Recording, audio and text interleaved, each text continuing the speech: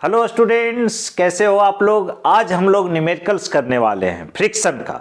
इसके पहले फ्रिक्शन से रिलेटेड जो भी कंसेप्ट था हमने बतला दिया है।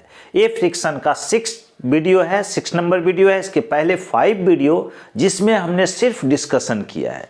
अगर आपने उन सभी वीडियो को नहीं देखा है तो उसका इस वीडियो के डिस्क्रिप्शन में सभी वीडियो का लिंक है, वहाँ से आप देख सकते हैं।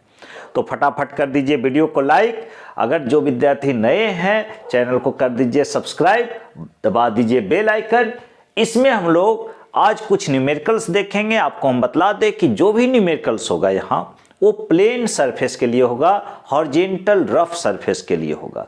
इसके नेक्स्ट वीडियो में हम लोग बात करेंगे इंक्लाइंड सरफेस के लिए। तो स्टार्ट करते हैं और देखते हैं फर्स्ट क्वेश्चन से। नंबर 1 क्वेश्चन क्या कर रहा है, अ block of mass 200 kg is kept on a rough horizontal surface. यहाँ देखिएगा ये रफ हॉरिजॉन्टल सरफेस है। इसी से पता चल रहा है कि यह क्वेश्चन जो है फ्रिक्शन का है। Rough horizontal surface, horizontal surface, ये भी नोट करने वाली बात है। कैसे न्यूमेरिकल बनाया जाता है, क्या सोचना है, ये सीखिए। ये नहीं कि putting the value getting the answer, ये नहीं होना चाहिए। कंसेप्ट सीखिए। A block of mass 200 kg is kept on a rough horizontal surface. It just begins to move. It just begins to move. It means कि यह गति करने वाला है। क्यों गति करने वाला है? When a force of 100 kg weight, ये फोर्स 100 kg वेट दिया हुआ है। फोर्स जनरली आप न्यूटन में देखते हो, लेकिन यहाँ kg वेट दिया हुआ है, मतलब 100 kg के वेट के बराबर फोर्स लग रहा है। तो 100 kg का वेट, 100 kg का कोई ऑब्जेक्ट है तो उसका वेट कितना होगा, 1000 न्यूटन। हम पहले कई बार बतला चुके हैं कि 100 kg मास को न्यूटन में, अगर kg को न्यूटन में कन्वर्ट करना है तो 10 से मल्टीप्लाई कीजिए, मतलब एक्सीलरेशन ड्यू टू ग्रेविटी से मल्टीप्लाई कीजिए। अगर आप अर्थ के सराउंडिंग में है तो 10 से मल्टीप्लाई, अगर दूसरे प्लेनेट में है तो वहाँ का एक्सीलरेशन ड्यू टू ग्रेविटी लेना होगा। तो 100 kg weight is applied, calculate the static friction. तो यह एक सवाल और है कि स्टैटिक फ्रिक्शन पूछा है सर। आपने तो बतलाया था कि जब चलने की स्थिति में हो तो लिमिटिंग फ्रिक्शन फोर्स लगता है, जरूर लगता है। लिमिटिंग फ्रिक्शन फोर्स जो है बेसिकली स्टैटिक फ्रिक्शन का अपेक्स वैल्यू है, मैक्सिमम वैल्यू है। स्टैटिक फ्रिक्शन का मैक्सिमम वैल्यू है कौन, लिमिटिंग फ्रिक्शनल फोर्स। तो ये बेसिकली लिमिटिंग फ्रिक्शनल फोर्स जो है एक स्टैटिक फ्रिक्शन फोर्स ही है, स्टैटिक का मैक्सिमम वैल्यू है। मतलब उसके बाद ऑब्जेक्ट जो होगा वो रेस्ट में नहीं रहेगा, मोशन करने की स्थिति में आ जाएगा, मतलब मोशन करने लगेगा। ओके, तो स्टैटिक फ्रिक्शन पूछा है, कोई गलत नहीं किया है। ये लिमिटिंग फ्रिक्शनल फोर्स ही है जो कि स्टैटिक का मैक्सिमम वैल्यू होता है। Limiting frictional force static frictional force का मैक्सिमम वैल्यू होता है। तो इतना आपको थॉट रखना होगा इसके लिए। अब क्या है कि एक प्लेन सरफेस हम लोग लेंगे। कैसे न्यूमेरिकल बनाया जाता है ये देखिए। एकदम छोटा न्यूमेरिकल से स्टार्ट किए हैं, टॉप तक हम आपको ले जाएंगे, सीखने का कोशिश कीजिए। अब ब्लॉक ऑफ मास 200 kg, चलो भैया एक ब्लॉक बना देते हैं। कितना केजी का, 200 kg का, जिसको कि हमने कैपिटल एम रख दिया। कैपिटल एम इसका मास हो गया और एम इज इक्वल टू यहाँ लिख दिए 200 kg। जितना है उतना ही लिखेंगे, कम क्यों लिखेंगे, अधिक क्यों लिखेंगे, 200 kg। अब क्या है, इस पर एक फोर्स लगाया गया है। It just begin to move when a force of 100 kg weight. अब इस ऑब्जेक्ट पर फोर्स लगा रहे हो, चलो फोर्स किधर लगाओगे, तो parallel to the horizontal surface इधर लगा दीजिए। ये कह रहा है 100 kg वेट के बराबर, तो यह F जो होगा यह फोर्स F लगाए। F इज इक्वल टू कितना है, 100 kg के वेट के बराबर। तो 100 kg वेट मतलब G से गुना कर दिए, इट मीन्स 1000 न्यूटन। G का वैल्यू 10 लेंगे तो 1000 न्यूटन। अब क्या है, ऐसे स्थिति में जब फोर्स लगाए हैं ब्लॉक पर तो ये चलने का कोशिश करेगा, लेकिन चल नहीं रहा है। इसके अपोज में जितना फोर्स आपने लगाया है उतना ही अभी फ्रिक्शनल फोर्स लग रहा है, F। फ्रिक्शनल फोर्स को स्मॉल f से लिखते थे। मतलब जस्ट बिगिंस टू मूव की स्थिति में है, ये चलने की स्थिति में है। ब्लॉक क्या में रहेगा, रेस्ट में रहेगा। तो जब तक ब्लॉक रेस्ट में है तब तक उस फ्रिक्शनल को हम लोग क्या कहेंगे, उस फ्रिक्शन को स्टैटिक फ्रिक्शनल फोर्स कहेंगे। लेकिन स्टैटिक फ्रिक्शनल फोर्स के मैक्सिमम वैल्यू को हम लोग लिमिटिंग कहते हैं। ये लिमिटिंग कंडीशन में आ गया। तो लिमिटिंग कंडीशन मतलब कि स्टैटिक का मैक्सिमम एफ ए सिंह लिखें। We have to calculate static frictional, यही स्टैटिक फ्रिक्शन। तो यहाँ पर और भी फोर्सेस लग रहे होंगे। इस ऑब्जेक्ट का वेट लग रहा होगा एम जी, और इधर क्या लग रहा होगा, न्यूटन, नॉर्मल लग रहा होगा इस ऑब्जेक्ट पर, नॉर्मल ए एन।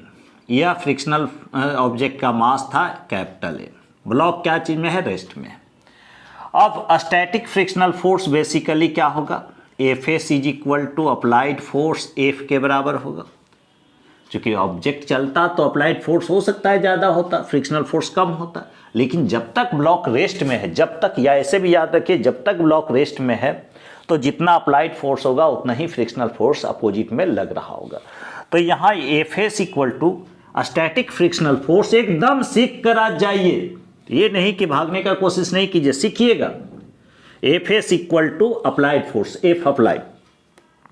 अब देखिए तो F S is equal to क्या हो गया, अप्लाइड फोर्स कितना के बराबर है, 100 kg वेट के बराबर, मतलब 1000 न्यूटन का फ्रिक्शनल फोर्स लग रहा होगा।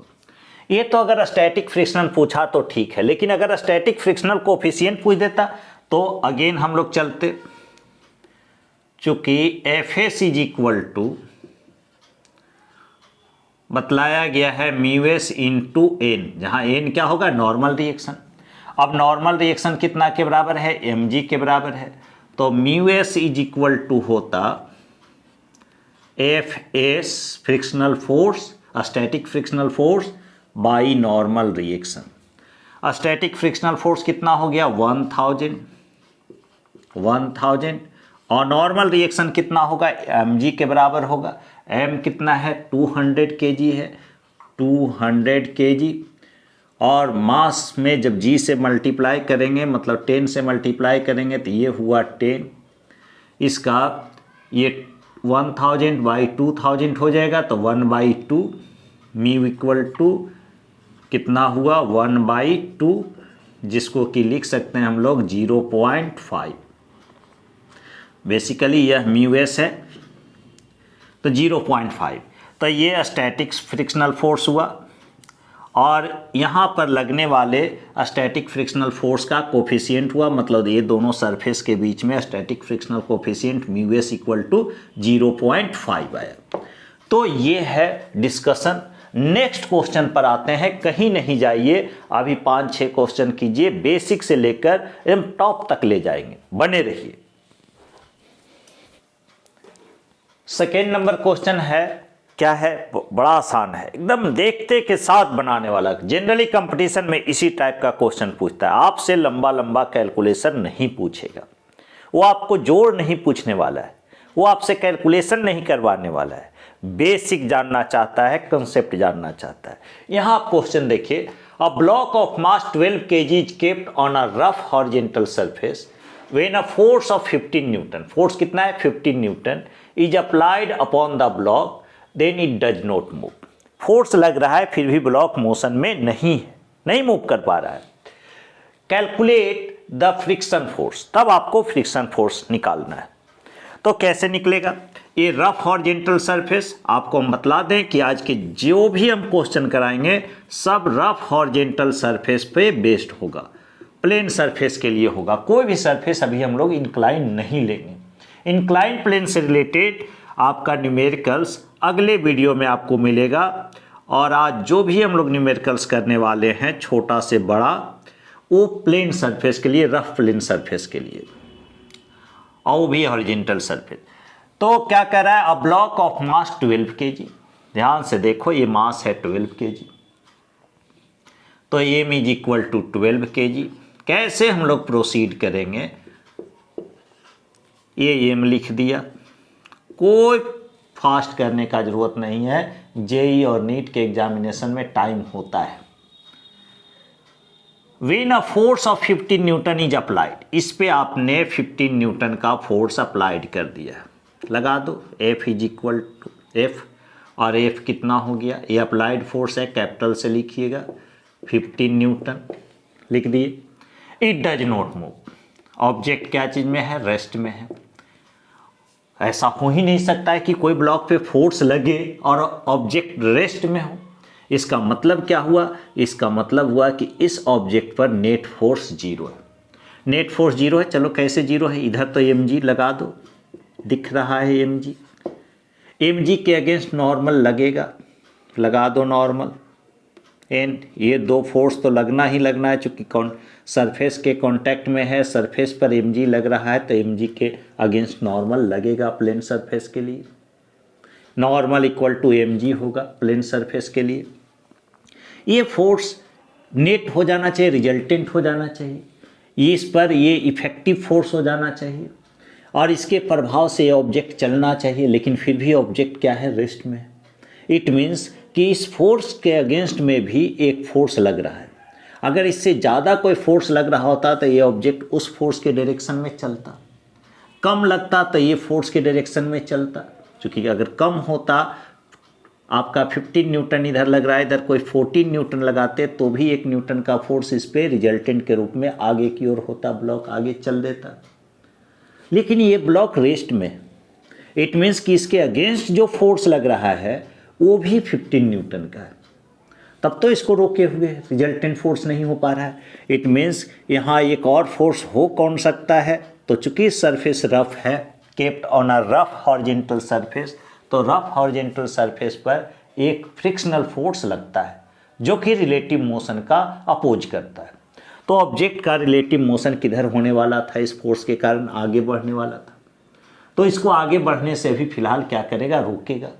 जब तक रोकेगा, जब तक कि स्टैटिक फ्रिक्शनल का मैक्सिमम वैल्यू नहीं हो जाए, जब तक ये रोक सकता है, कहने का मतलब तो रोक सकता है। तो स्टैटिक फ्रिक्शनल का मैक्सिमम वैल्यू क्या होता है, लिमिटिंग फ्रिक्शनल फोर्स होता है। जब यह चलने की स्थिति में होगा, उस समय जो फ्रिक्शनल फोर्स लग रहा होगा वह स्टैटिक्स का मैक्सिमम वैल्यू होगा, जिसको हम लिमिटिंग फ्रिक्शनल फोर्स कहेंगे। मतलब limiting frictional force static frictional force का ही एक मैक्सिमम वैल्यू है, उससे ज़्यादा स्टैटिक्स नहीं हो सकता है। तो यहाँ तो ये नहीं चल पा रहा है, रेस्ट में है। ये नहीं कहा है कि चलने की स्थिति में, रेस्ट में। इट मीन्स कि यह फोर्स, फ्रिक्शनल फोर्स जो लग रहा होगा वह स्टैटिक्स होगा। अगर यही 15 न्यूटन के फोर्स से चलने की स्थिति में आ जाता तो होता तो ये स्टैटिक फ्रिक्शनल फोर्स, लेकिन स्टैटिक फ्रिक्शनल फोर्स का ये मैक्सिमम मान हो जाता और उसी को हम लोग क्या कहते हैं, लिमिटिंग फ्रिक्शनल फोर्स कहते हैं। लेकिन यहाँ जस्ट बिगिंस टू मूव नहीं लिखा है, block then it does not move, block move नहीं कर रहा है। इसका मतलब कि यहाँ पर स्टैटिक्स फ्रिक्शनल फोर्स जो हम लोग लिखने वाले हैं वह कितना है, 15 न्यूटन ही होगा, ना तो इससे कम अप्लाइड फोर्स से, ना ही अधिक होगा तो इधर चलेगा, जो कि फ्रिक्शनल किसी भी ऑब्जेक्ट को गति नहीं दे सकता। ये सेल्फ एडजस्टेबल फोर्स है, जितना अगर 14 न्यूटन ही हम इस ऑब्जेक्ट पर लगाते तो ये 14 ही लगाता, 13 लगाते तो उसका विरोध 13 से ही करता। और सपोज कि ये मैक्सिमम 16 तक ले जाता अपना स्टैटिक फ्रिक्शनल फोर्स, तो 16 तक इसको रोक कर रखता। 16 के बाद अगर हम 17 कर देते अप्लाइड फोर्स तो ये ऑब्जेक्ट इधर चल देता। यही तो फ्रिक्शन का कॉन्सेप्ट है। तो मैक्सिमम 16 तक अगर ये रोक पा रहा था तो वहाँ पर जो 16 न्यूटन का फोर्स, फ्रिक्शनल फोर्स लगता, वह स्टैटिक्स ही कहलाता। लेकिन स्टैटिक्स का मैक्सिमम वैल्यू है, मतलब ऑब्जेक्ट स्टार्ट्स मोशन करने वाला है, जस्ट बिगिन टू मोशन है, तो वह स्टैटिक फ्रिक्शनल फोर्स क्या होगा, लिमिटिंग होगा। होप सो कि आप समझ पा रहे होंगे। आप देखते चलिए, सुनते चलिए, एक समय आएगा कि आप समझ जाएंगे। चूंकि फिजिक्स का डेप्थ धीरे धीरे आता है, एक पल में चाहोगे कि पूरा हम सब कुछ सीख जाए, ऐसा संभव नहीं। आप अगेन एंड अगेन ट्राई कीजिए, बहुत सारे वीडियोज को देखिए, मेरा वीडियो देखते रहिए, धीरे धीरे सब समझ में आ जाएगा। तो यहाँ स्टैटिक फ्रिक्शनल फोर्स कितना हुआ, 15 न्यूटन। मतलब जितना फोर्स आप अप्लाइड कर रहे थे उतना ही स्टैटिक फ्रिक्शनल फोर्स लगेगा। यही सब बेसिक सवाल पूछे जाएंगे। 3rd नंबर क्वेश्चन पे आते हैं। 3rd नंबर क्वेश्चन भी रफ हॉरिजॉन्टल सरफेस से रिलेटेड है, लेकिन इसमें क्या है, 2 ब्लॉक शामिल हैं और दोनों ब्लॉक एक मासलेस स्ट्रिंग से कनेक्टेड है। अब क्या लिखता है question, a block of mass 12 kg is kept on a horizontal surface.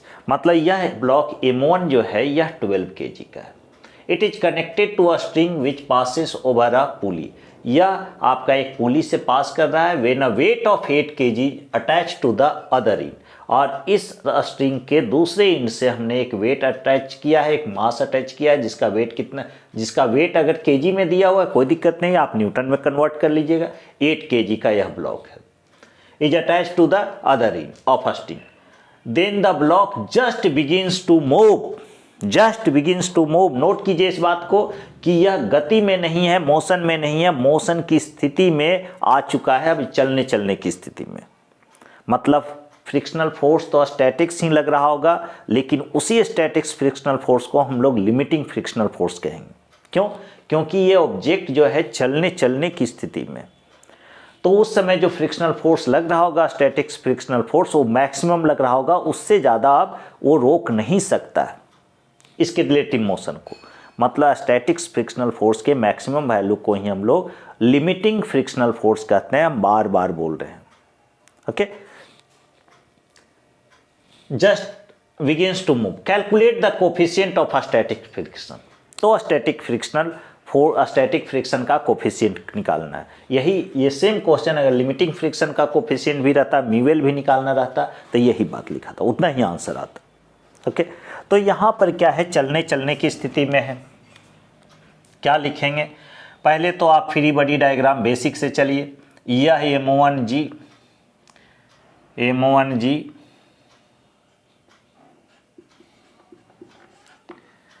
इधर आपका हो गया फोर्स क्या, नॉर्मल रिएक्शन, स्ट्रिंग में टेंशन, तो ये टेंशन दिखला देते हैं T, ये T। दोनों ऑब्जेक्ट में कोई नहीं चल रहा है, मतलब एक्सेलरेशन जीरो नहीं चल रहा है। अगर एक्सेलरेट होता, नेट फोर्स होता, तो कुछ ना कुछ एक्सेलरेशन लेते। अगर इसका एक्सेलरेशन जीरो तो इसका एक्सेलरेशन भी जीरो लिया जाएगा। ये आपने इधर क्या दिखाना होगा, इधर आपको टेंशन दिखलाना होगा T, और इधर टेंशन के अगेंस्ट में फ्रिक्शनल फोर्स होगा Fs कह लीजिए, या लिमिटिंग फ्रिक्शनल फोर्स कह लीजिए, तो Fs। यही हो गया फ्रिक्शनल फोर्स, जिसको कि हम लोग स्टैटिक फ्रिक्शनल फोर्स कहेंगे। और यह स्टैटिक फ्रिक्शनल फोर्स का मैक्सिमम वैल्यू अभी लग रहा है। क्यों? क्योंकि ऑब्जेक्ट जो है वह जस्ट बिगिंस टू मोशन है, जस्ट बिगिंस टू मूव है, मतलब चलने की स्थिति में। ओके, मतलब जितना से अपोज कर सकता था वो कर चुका है। अब थोड़ा सा भी इसमें हम लोड बढ़ाएंगे, फोर्स बढ़ाएंगे, तो यह ऑब्जेक्ट चल देगा टेंशन के डायरेक्शन में। इस ऑब्जेक्ट के लिए हम लगाएंगे M2G, वर्टिकली डाउनवर्ड। किसी भी ऑब्जेक्ट का वेट लगता है, ऊपर क्या लग रहा है, इस ऑब्जेक्ट पर एक टेंशन लग रहा है, और यह ऑब्जेक्ट मोशन में नहीं है, मतलब यहाँ रुका हुआ है। इसका मतलब जितना डाउनवर्ड फोर्स उतना ही अपवर्ड डायरेक्शन में फोर्स। तो यहाँ से हम लोग क्या लिख देंगे, T = M2G, T = M2G। अगर इसका कैलकुलेशन करना चाहें तो M2 कितना kg का है, 8 kg का है, अटैच है दूसरे एंड से। तो T = हो गया 8 × 10, मतलब T = 80 न्यूटन। ओके, अब यहाँ यह ब्लॉक रुका हुआ है, इसका मतलब T किसके बराबर होगा, Fs के बराबर होगा। तो इसके लिए आप क्या लिखिएगा, T = Fs। हमको फ्रिक्शनल फोर्स नहीं पूछा हमसे क्या पूछा है, फ्रिक्शनल फोर्स का कोफिशिएंट पूछा है।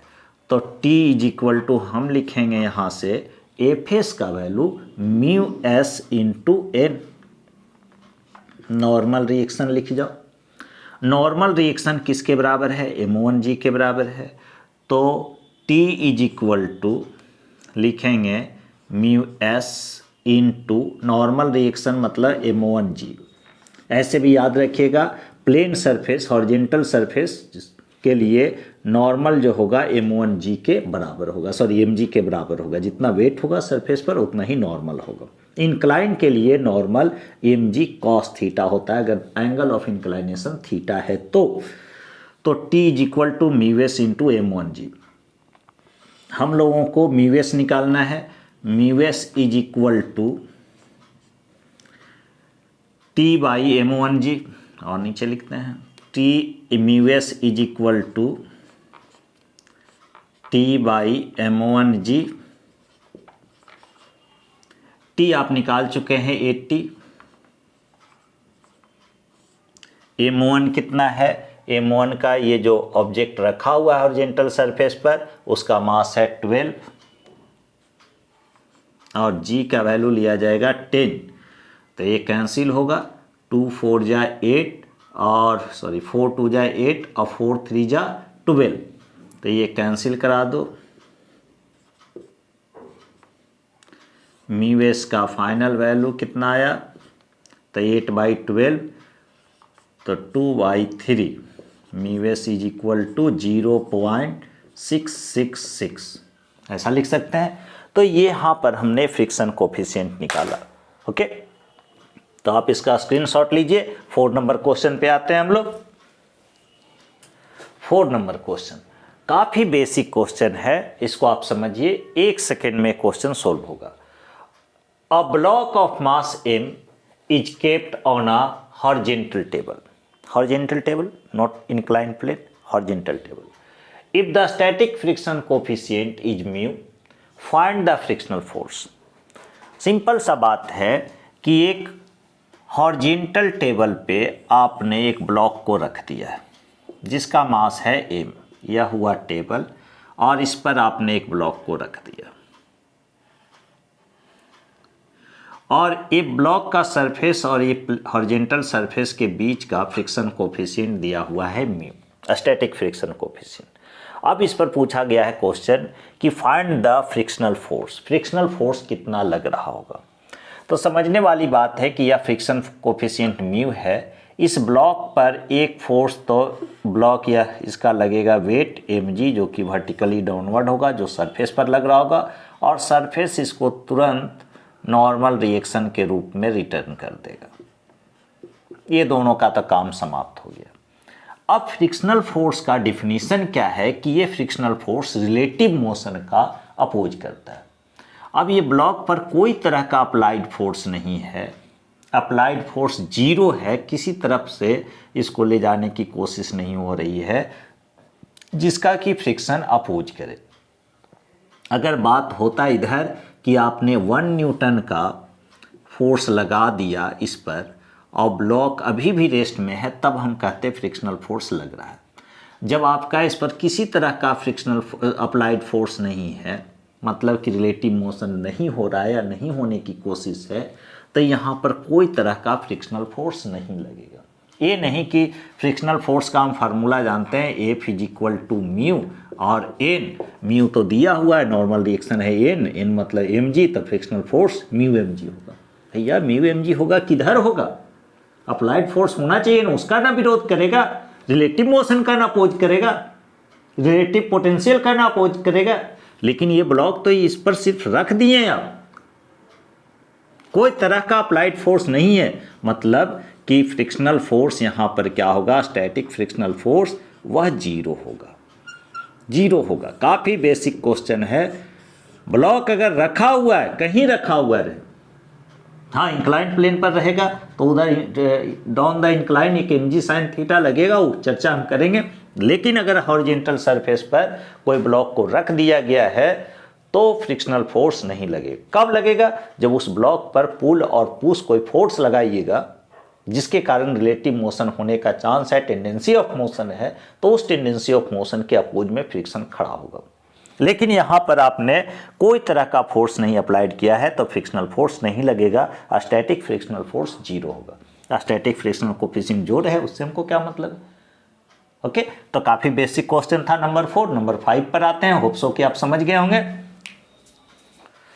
5 number question, consider the situations on in figure, calculate the acceleration. ऐसे हमने एक्सेलरेशन को लिखा है ऑफ 1 kg ब्लॉक्स दो 1 kg का ब्लॉक है, तो ये दोनों का एक्सेलरेशन निकालना है।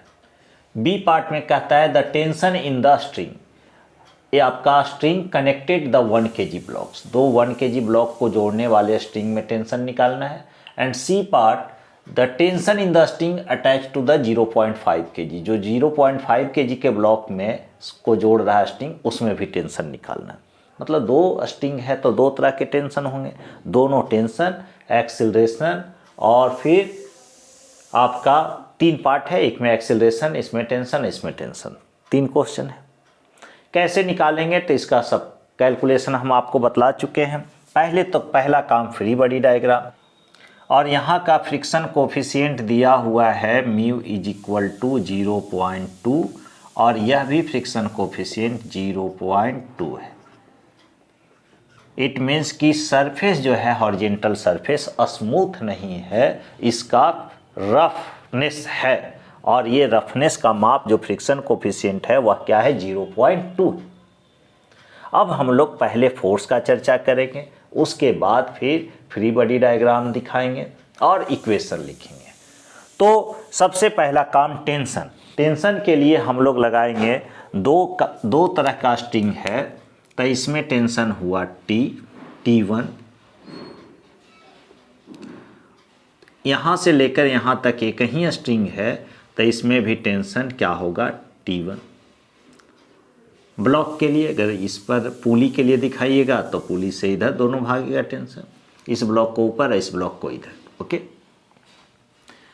इस ब्लॉक का ये दोनों में टेंशन, तो इस ब्लॉक के लिए टेंशन T2 और इस ब्लॉक के लिए भी टेंशन T2, जो कि इस ब्लॉक को इधर खींचने का प्रयास करेगा T2। एक्सीलरेशन का चर्चा कर लेते हैं। अगर यह ब्लॉक 1 सेकेंड में 1 मीटर आता है तो दोनों ब्लॉक 1 सेकेंड में 1 मीटर आगे बढ़ेगा।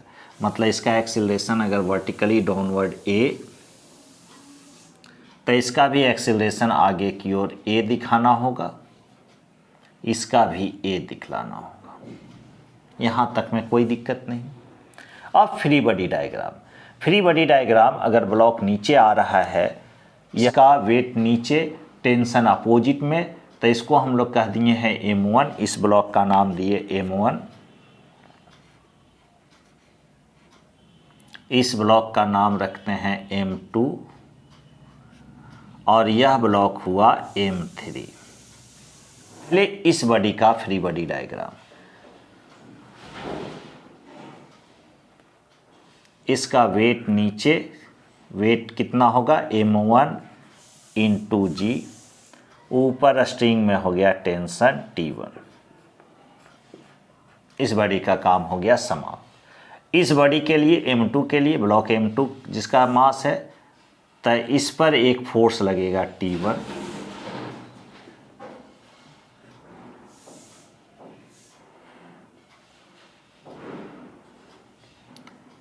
नीचे इसका लगा वेट M2G, ऊपर मल N1 कह दो, इधर फोर्स लगेगा T2।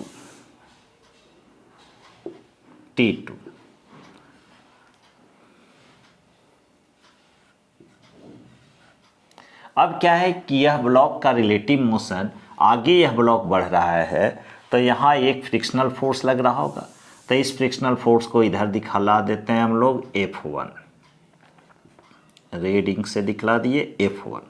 ओके, इस ब्लॉक का काम हो गया समाप्त। M3 ब्लॉक के लिए, M3 ब्लॉक का free body diagram,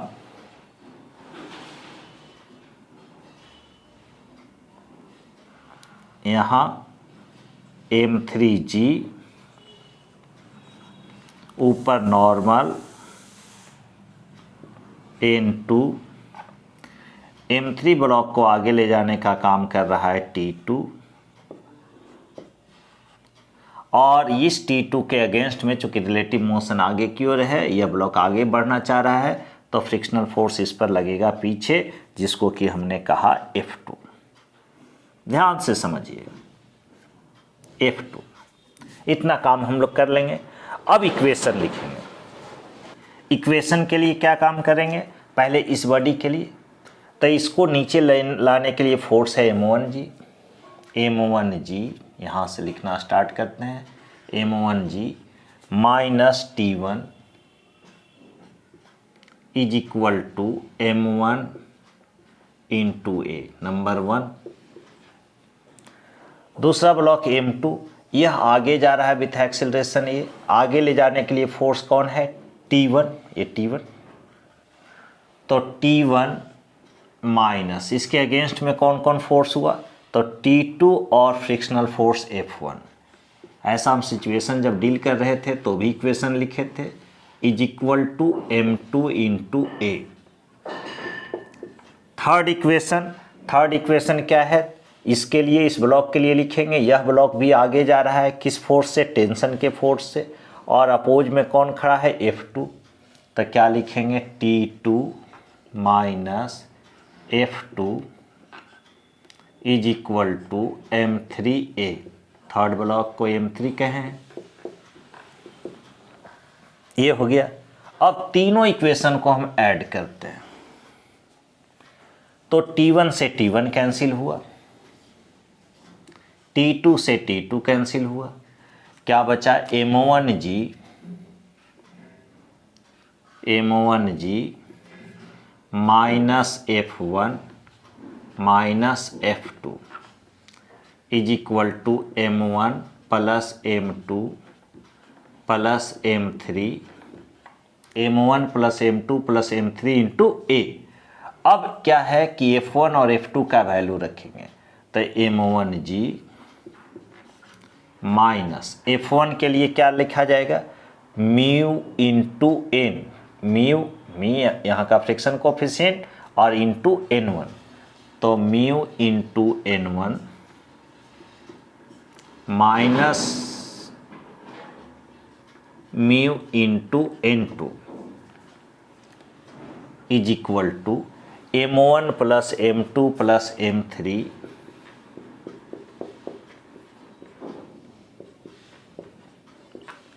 into A. अब देखिए m1g minus mu n1 minus mu n2, तो यहाँ लिखते हैं m1g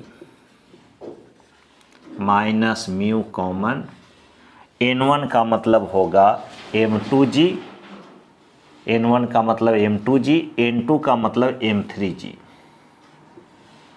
m2g plus m3g is equal to m1 plus m2 plus m3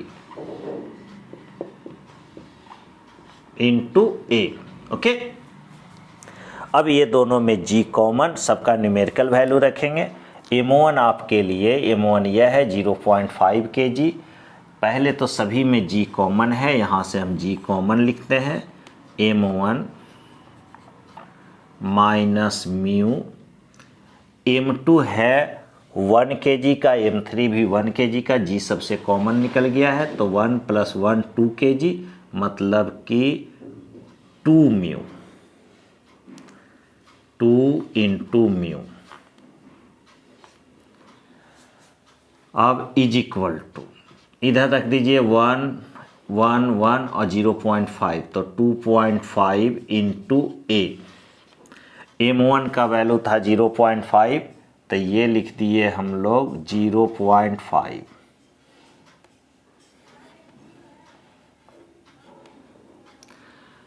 अब देखिए g 0.5 माइनस 2 और म्यू का वैल्यू है 0.2, म्यू का वैल्यू 0.2 है, तो यहाँ हम लोग मल्टीप्लाई करेंगे 0.2 से, इज इक्वल टू 2.5 ए।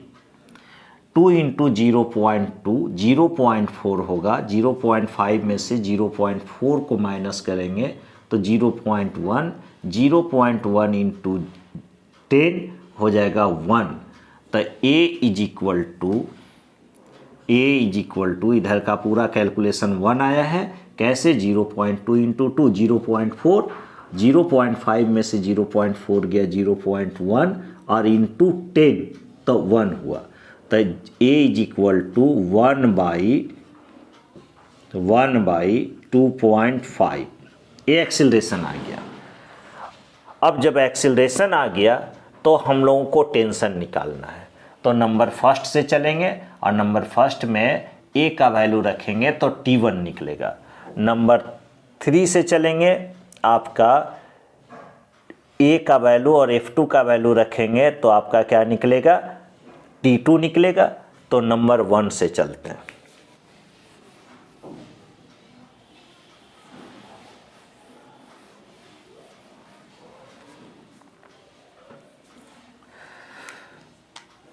तो A is equal to acceleration equal to 1/2.5 आया था, जिसको कि हम लोग 0.4 लिखेंगे।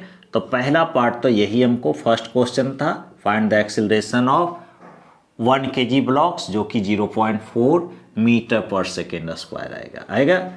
अब हम लोगों को B part, the tension in the string connected the 1 kg blocks. तो 1 kg ब्लॉक को कनेक्ट करने वाला कौन टेंशन था, T2 था, T2। और वो 0.5 kg को अटैच करने वाला ब्लॉक का टेंशन है T1। तो पहले हम लोग निकाल लेते हैं T1 पहले सी पार्ट बना लेते हैं। तो फ्रॉम फर्स्ट इक्वेशन से M1 कितना था, 0.5 kg का। आप डायग्राम में देखिए तो 0.5 इंटू 10 हो गया 5, एक ही बार न्यूमेरिकल वैल्यू रखते जाते हैं, minus T1 is equal to 0.5 M1 का मान, और एक्सीलरेशन आपने निकाला है 0.4। तो 5 minus T1 is equal to हो गया 0.5 इंटू 0.4, 0.20। तो T1 is equal to 5 minus 0.2 आपका हो गया 4.8 न्यूटन। कितना हो गया, 4.8 न्यूटन।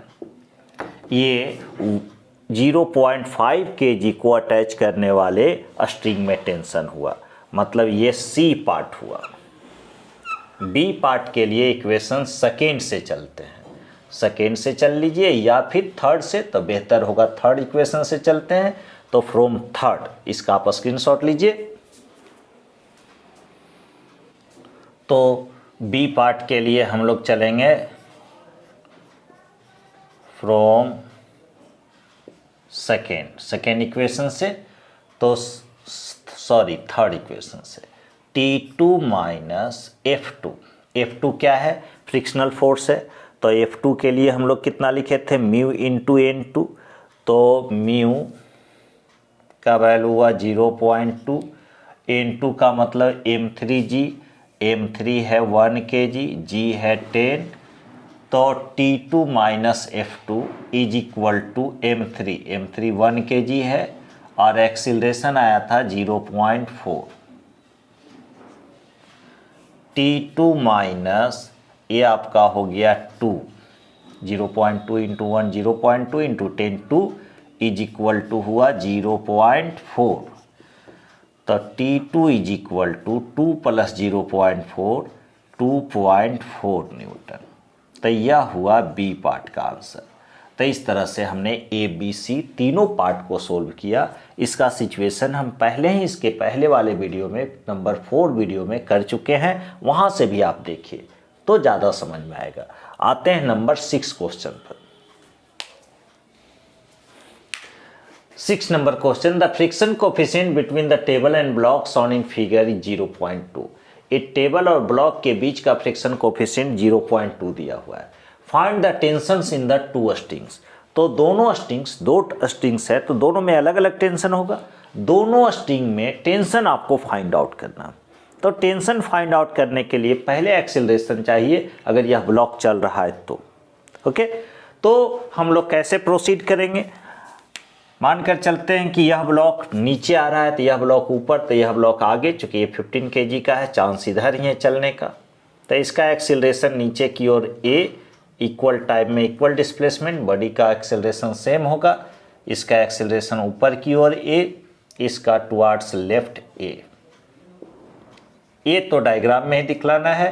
टेंशन इस ब्लॉक के लिए इस रस्सी में टेंशन T1 ऐसा दिखलाएंगे, इस ब्लॉक के लिए इधर टेंशन T1 ऐसा इस डायरेक्शन में, इस ब्लॉक के लिए टेंशन T2, स्ट्रिंग अलग हुआ टेंशन बदल जाएगा, इस ब्लॉक के लिए टेंशन ऐसा T2। अब क्या है कि अब हम लोग फ्री बॉडी डायग्राम खींचेंगे। इसके पहले इस ब्लॉक का नाम हम लोग देते हैं M। 5 kg के ब्लॉक को M कहा है, तो यह भी 5 kg का ब्लॉक है, इसको भी हम लोग M कहते हैं। बेहतर दो M1 और इसको हम लोग M2 कह देते हैं। 3 ब्लॉक है लेकिन 2 ब्लॉक आइडेंटिकल है, दोनों का द्रव्यमान सेम है, मास सेम है, तो M1 और M1 रखें, कैलकुलेशन में आसानी होगी। अब क्या है कि FBD, तो इस M1 ब्लॉक का FBD अगर खींचेंगे फ्री बॉडी डायग्राम, तो इस M1 ब्लॉक का वेट लगेगा नीचे M1G, ऊपर रस्सी में टेंशन है T1 दिखलाएंगे, T1 यह बड़ी हुआ। इस M1 ब्लॉक जो टेबल पर रखा हुआ है इसके लिए इधर टेंशन T1, इधर इसका वेट सरफेस पर M1G, सरफेस इस वेट के अगेंस्ट आपका लगाएगा नॉर्मल N, इधर फोर्स लग रहा है टेंशन T2। अब यह ब्लॉक अगर इधर चल रहा है, इधर मोशन कर रहा है, तो इस ब्लॉक पर एक फोर्स इस डायरेक्शन में लगेगा, फ्रिक्शनल फोर्स। चूंकि ऑब्जेक्ट का रिलेटिव मोशन इधर है, इधर टेंडेंसी ऑफ मोशन है, तो फ्रिक्शनल फोर्स इस डायरेक्शन में लगेगा F। ये T1 है।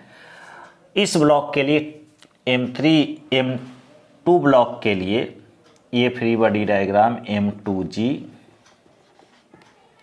इधर टेंशन T2, ये फ्री बॉडी डायग्राम हमने दिखला दिया। अब इक्वेशन चाहिए।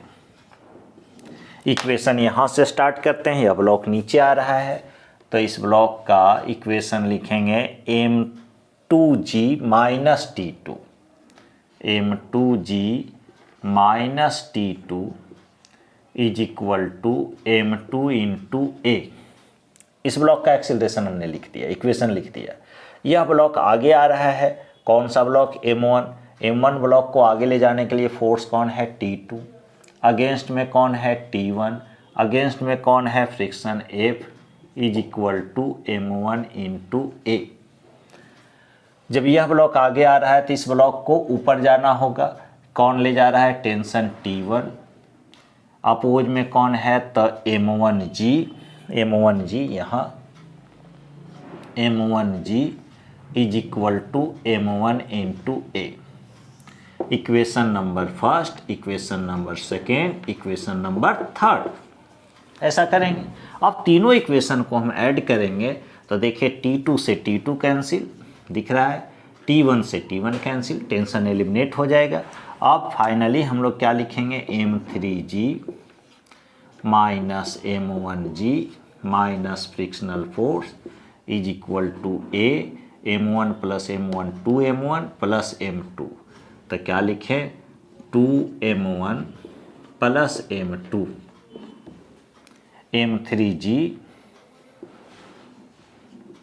Minus M1G minus frictional force. Frictional force होता है म्यू N, और प्लेन सरफेस के लिए N M1G के बराबर, तो mu M1G is equal to A 2M1 plus M2। G हुआ common, G common, M3 minus M1 minus mu M1 is equal to A 2M1 plus M2। अब सबका numerical value रखेंगे, तो M3 नहीं M2 है, M2 यह M2 कितना kg का है? 15 kg का, तो G M2 लिखो 15 माइनस M1 5, तो ये 5 माइनस म्यू का वैल्यू दिया हुआ है 0.2 into 5 1 is equal to A 2M1, M1 5 kg है तो ये हो गया 10 और M2 है 15 kg। तो 15 माइनस 5 माइनस 1 कितना हो गया जी, ये हो जाएगा आपका 9। तो g into 9 is equal to 25a।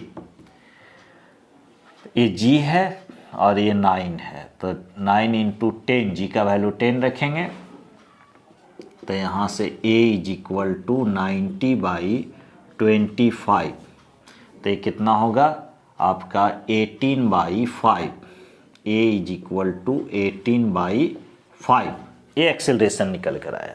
अब हमको t1 निकालने के लिए थर्ड इक्वेशन से और t2 निकालने के लिए फर्स्ट इक्वेशन से चलना होगा। तो फ्रॉम फर्स्ट इक्वेशन से अगर चलते हैं तो इधर हम डिलीट करते हैं,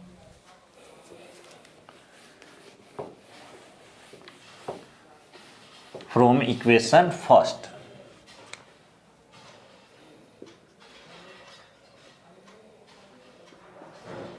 m2g, m2 था 15 kg का, m2g minus m2a is equal to t2 लिखाएगा, m2 common, g minus a equal to t2, m2 लिखते हैं 15, g हुआ 10 माइनस 18/5 इक्वल टू t2। ये 50 minus 18, 50 minus 18/5 equal to t2। 5 3 जा 15, 50 में से 18 जाएगा 32 इंटू 3 इक्वल टू t2। तो t2 इक्वल टू आपका 96 न्यूटन, 82 आया। t1 के लिए हम लोग कितना रखेंगे, थर्ड से चलेंगे। तो फ्रॉम थर्ड इधर डिलीट करते हैं, आप स्क्रीनशॉट लेना चाहते हैं तो ले लीजिए। t1 के लिए फ्रॉम थर्ड इक्वेशन से, फ्रॉम थर्ड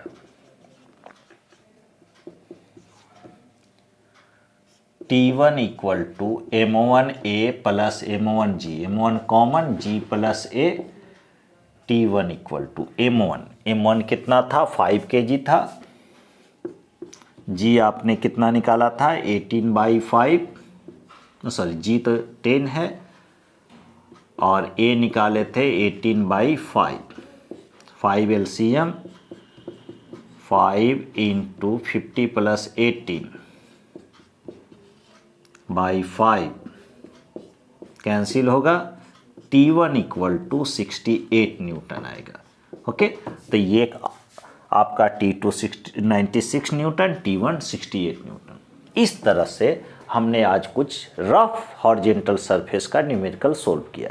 नेक्स्ट वीडियो में आपका रफ इंक्लाइन प्लेन से रिलेटेड न्यूमेरिकल करेंगे। उसके बाद फिर IIT JEE नीट का क्वेश्चन बैंक से कुछ न्यूमेरिकल्स करेंगे। अगर इतना बेसिक आप जानते हो तो उम्मीद है कि ऑलमोस्ट क्वेश्चन आप एग्जामिनेशन में डील कर पाओगे। तो जुड़ने के लिए धन्यवाद, जुड़े रहिए इसी तरह से। नेक्स्ट वीडियो में देखिए मोशन आपका on rough incline plane, acceleration का कैलकुलेशन वगैरह जो भी होगा। तो जुड़ने के लिए धन्यवाद। जय हिंद, जय भारत।